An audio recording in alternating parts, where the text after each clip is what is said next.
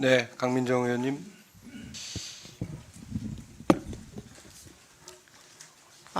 이미 이제 김영호 간사가 말씀하신 것처럼 정순신 증인이 지난번에 이어서 또 다시 같은 그 공황 장애 진단서를 내고 오늘 불출석했습니다. 피해 학생이 공황 장애로 고통받고 학교와 행정기관이 1년 넘게 소송에 시달리게 한 사람이 공황 장애를 이유로 또다시 불출석한다. 이렇게 얘기하는 걸 보면서 이런 사람이 국수본부장이라는 중책을 맡을 뻔했다는 사실에 경악하지 않을 수 없습니다. 여기가 무슨 동창 모임도 아니고 국회 청문회인데 그것도 본인 때문에 오로지 본인 때문에 2번씩이나 열게 만들어 놓고도 이 자리에 나오지 않는 것은 국회와 국민에 대한 모독이라고 생각합니다. 오만 방자하기 이를 데 없습니다. 정말. 정순신 증인 출석을 통해서 질의와 검증을 하는 것은 이번 사건의 핵심 문제를 다 이해할 수 있는 길입니다. 정순신 증인을 대상으로 한 질의응답으로 검찰 출신 법기술자가 학교와 피해자를 얼마나 괴롭혔는지 확인해야 됩니다. 예를 들면 정순신 그 아들 학폭건에서 정순신 아들만 변호사를 대동해서 도교육청의 징계조정위원회에 출석을 시킨다든가, 그 다음에 도교육청의 재심의 기간을 시험을 이유로 연기해놓고 정작 당사자는 징계조정위원회 당일 참석하지 않는다든가, 이런 식으로 도저히 용납되지 않는 일들이 이 학폭 처리 과정에서 있었습니다. 거꾸로 피해 학생은 고등학생이 아직 감당하기 어려운 공적 자리임에도 불구하고 그 자리에 직접 출석해서 굉장히 고통스럽지만 진술을 직접 했습니다.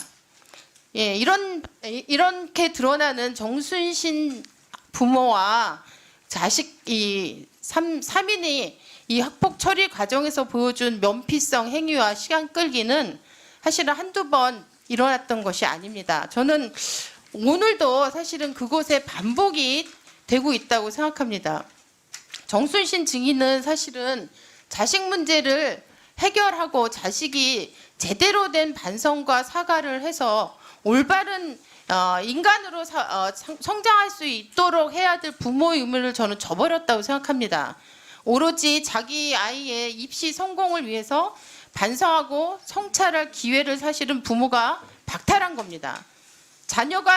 정순신 자녀는 입시에 성공했을지 모르지만 인생에는 실패한 인생을 살게 만든 게 부모라고 볼 수밖에 없습니다. 학폭 처리 과정에서 끝나지 않고 지금도 이 자리에 불출석하게 하는 것에 부모가 역할을 저는 적극적으로 했다고 생각합니다. 왜냐하면 당시 학폭 과정에서도 부모가 직접 반성문을 다시 계속 고쳐주고 대리해주는 방식으로 문제를 풀어왔기 때문에 오늘의 결정도 아마 부모의 역할이 되게 크지 않았을까 싶습니다. 정순신 아들은요, 이미 본인이 원튼 원하지 않든 공적 인물이 됐습니다. 그러면 이런 공적인 자리에 나와서 자신의 과오가 무엇인지를 정확하게 얘기하고 공적으로 반성하고 성찰하는 이런 모습을 보여줄 때만이 사실은 정순신 아들이 자기 삶을 제대로 살아갈 수 있는 기회를 저는 갖는다고 봅니다. 오늘 이 자리는 어떻게 보면 정순신 아들이 그런 걸 할 수 있는 마지막 기회일지도 모릅니다. 그런데 부모는 그 기회 자체를 사실은 박탈한 거라고 생각합니다. 법기술을 이용해서 아들이 반성하고 반성을 막고 피해 학생에게 2차 가해를 해도 된다, 이런 걸 보여줬던 부모 자신의 과오를 씻을 수 있는 기회도 정순신과 그 부인은 또 한 번 걷어찼습니다. 이거는 피해 학생에 대한 3차 피해이기도 하고 자신의 아들에게 반성의 기회를 가로막은 겁니다. 제가 볼 때 정말로 비겁하기 짝이 없는 부모라고 생각이 듭니다. 자기 자식의 삶을 또 한 번 망치는 부모이기도 합니다. 이런 사람이 국수본부장에 임명되지 못한 게 천만 다행일 뿐입니다. 정순신 전 국수본부장이 자녀 학폭 문마를 위해서 벌였던 일하고 이번에 교육부에서 학폭 대책을 발표하셨잖아요. 그 발표된 대책하고를 비교하면서 우리는 이번에 발표된 교육부의 학폭 대책이 정말 실효적인 대책인가 네, 이 과정을 통해서 볼 필요가 있다고 생각합니다.